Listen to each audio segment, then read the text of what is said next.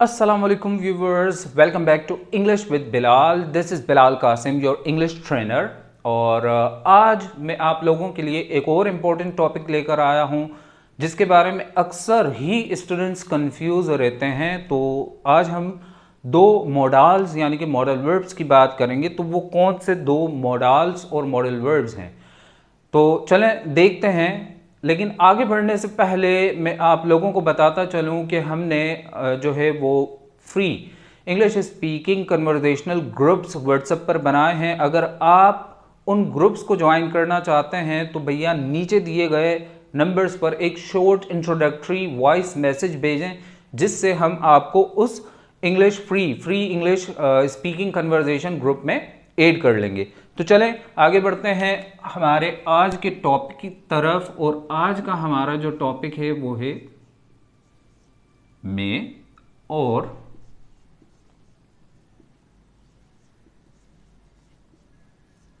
Might. ठीक है, में और माइट। वेल, दोनों में क्या फ़र्क है आज हम ये सीखेंगे, और दोनों को क्यों इस्तेमाल करते हैं ये सब भी सीखेंगे। तो सबसे पहले मैं मे के यूज़ की बात करता हूँ कि मे को हम कब यूज़ करते हैं। ठीक है, वी यूज़ दीज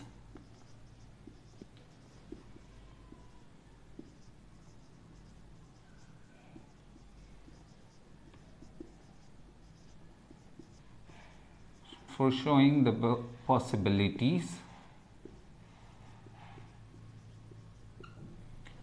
ठीक है भाई, we use these for showing the possibilities. Possibilities यानी कि मुमकिनात। ठीक है, जो जो पॉसिबल सिचुएशंस हैं या जो जो पॉसिबल है, कब किस टेंस में यानी कि किस ज़माने में। तो भैया ये प्रेजेंट, दोनों के दोनों में और माइट प्रेजेंट टेंस में इस्तेमाल होते हैं। ठीक है, प्रेजेंट टाइम की पॉसिबिलिटीज़ को अगर हमें इंग्लिश में बताना है तो वो हम मे से और माइट से भी बता सकते हैं। वीडियो के एंड में मैं इन दोनों का कंपैरिजन करूंगा कि इन दोनों के बीच में डिफरेंस क्या है। तो सबसे पहले इन दोनों ही का यूज समझ लें कि we use these for showing the possibilities. Possibilities क्या है? तो पॉसिबिलिटीज भैया मुमकिनात।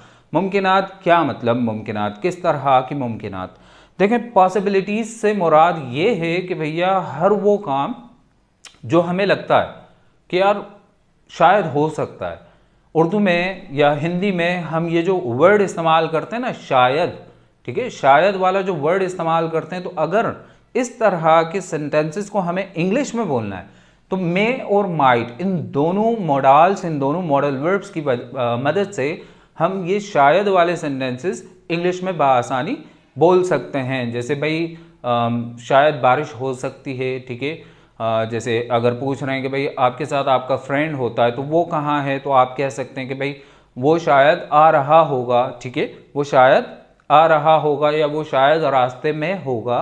ठीक है, अब ये जो हम एग्जाम्पल सेंटेंसेस अभी हमने जैसे सुने, इस तरह की ये जो सेंटेंसेस हैं शायद वाले, हम अक्सर ही अपनी एवरीडे लाइफ में यूज़ करते हैं। ठीक है, कि अम्मी कहाँ हैं भाई, जैसे घर में घुसे, अम्मी जब तक नज़र नहीं आती तो हमें सुकून नहीं आता। ठीक है, तो वो घर में घुसते ही हमने पूछा कि भाई अम्मी कहाँ है, तो किसी ने भी बताया कि भाई मुझे नहीं पता। तो फिर आपने क्या सोचा कि अम्मी शायद अपने रूम में हो सकती हैं। तो अब हम पॉसिबिलिटी को बता रहे हैं, मुमकिनात को बता रहे हैं। आप कंफर्म नहीं हैं, आप श्योर नहीं हैं, आप यकीन के साथ ये बात नहीं कह रहे हैं कि भैया अम्मी अपने रूम में हैं। समझ आ रही बात कि हैं कि नहीं है? आप कंफर्म नहीं है, आप सिर्फ पॉसिबिलिटी को बता रहे हैं। ठीक है, अभी इसी तरह से जैसे शायद डॉलर के प्राइसेस कम हो सकते हैं। ठीक है, अब डॉलर के जो प्राइस हैं वो कम हो सकते हैं, आप कंफर्म श्योर नहीं हैं, आप सिर्फ पॉसिबिलिटी को बता रहे हैं कि भाई ऐसा मुमकिन है। समझ आ रही बात? इसी तरह से पेट्रोल माशाल्लाह हमारे यहाँ तो भैया बड़ा सस्ता मिल रहा है, तो हो सकता है कि भाई हम इस तरह की पॉसिबिलिटी भी कहें कि भाई पेट्रोल प्राइसेस शायद कम हो सकते हैं।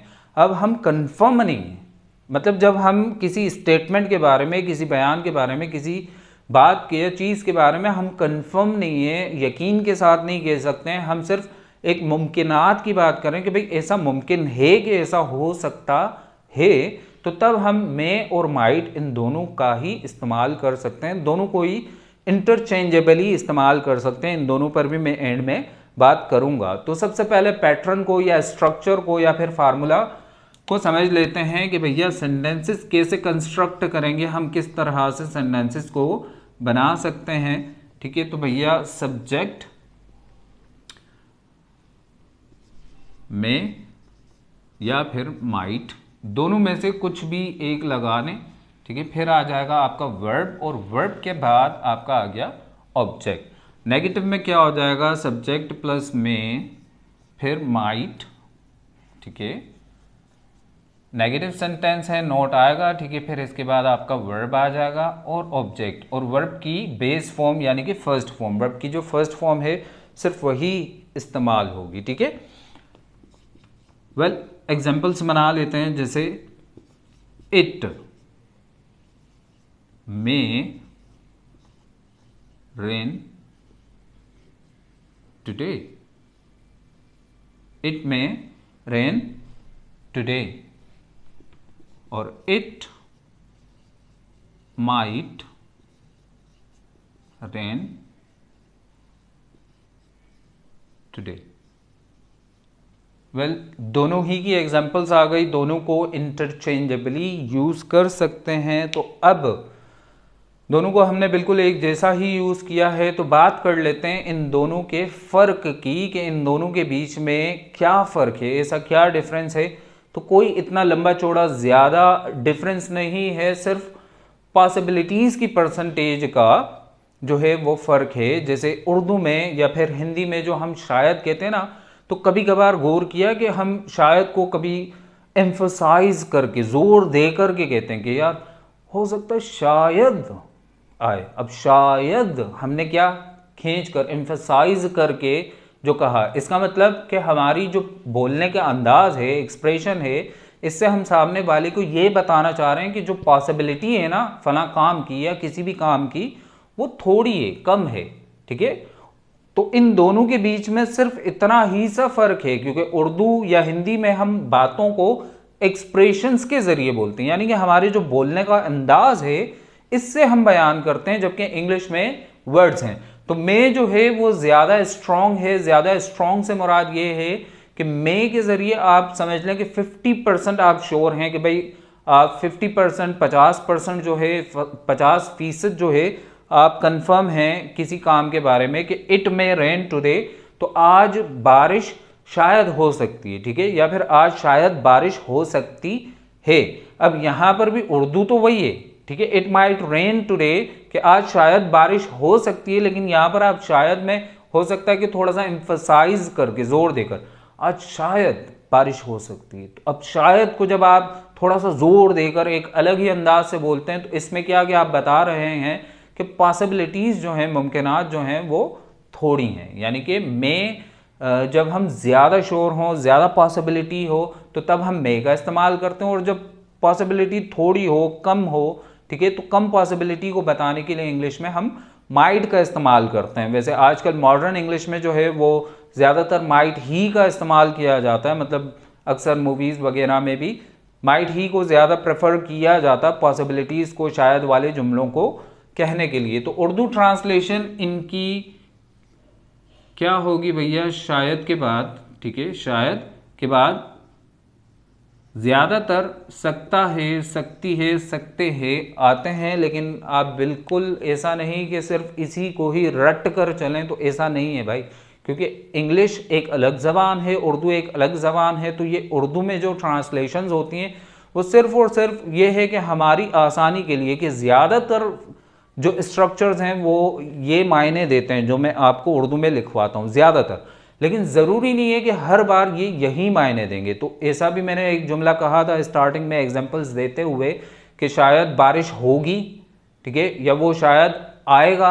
अब वो शायद आएगा, तो यहाँ पर भी आप क्या यूज़ करेंगे इंग्लिश में, अब यहाँ पर भी आप इंग्लिश में मे या फिर माइट ही को यूज़ करेंगे, जबकि उर्दू में क्या आ रहा है कि भैया वो शायद आएगा। ठीक है, अब फ्यूचर की बात हो रही है, तो भैया आपने कंफ्यूज नहीं होना, उर्दू आपकी कुछ भी हो सकती है। अगर शायद का सेंस आ रहा है ना, तो इसका मतलब मे और माइट, और साथ ही साथ आपने इसका जो यूज़ है, जो कॉन्सेप्ट है उस कॉन्सेप्ट को लाजमी जहन में रखें कि यार ये इस्तेमाल क्यों होता है, पॉसिबिलिटी है ना, मुमकिनात है कि भाई वो शायद आ सकता है। अब वो आए या नहीं आए ये कंफर्म नहीं है, तो पॉसिबिलिटी की बात कर रहे हो तो भैया आपको आपके जहन में फ़ौरन से घंटी बजनी चाहिए कि यार यहाँ पर मैं या फिर माइट को इस्तेमाल करेंगे।